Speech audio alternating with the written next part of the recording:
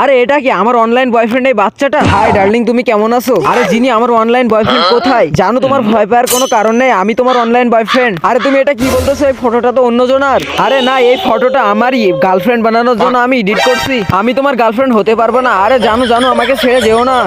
আরে তুমি এটা কি করতেছো? এখানে আমার অপমান হইতেছে।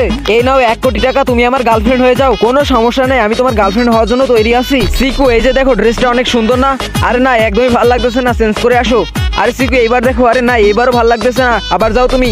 আচ্ছা ঠিক আছে, তোমাকে চেঞ্জ করতে হবে না। আমার সব বন্ধুর গার্লফ্রেন্ড আছে, কিন্তু আমার একটাও নেই। আরে সিকু, তুমি চিন্তা করো না, আমি তোমার সাথে কালকে স্কুলে যাব। বন্ধুরা, এরপর আমি আমার ছোট বয়ফ্রেন্ডের সাথে স্কুলে যাই। আরে ইয়ার সিকু, তোর গার্লফ্রেন্ড তো অনেক সুন্দর। আমাকে ফোন করো না, আমি অনেক বিজি আছি। আরে হ্যাঁ, আমি আসতেছি এখনই। আরে দাঁড়াও, জানো তুমি কোথায় যাইতেছো? আমাকে ছেড়ে কেন যাইতেছো? আমি আর তোমার সাথে থাকতে পারবো না, এই যে নাও তোমার টাকা। বন্ধুরা, এখন আমি কি করবো? আমার গার্লফ্রেন্ড তো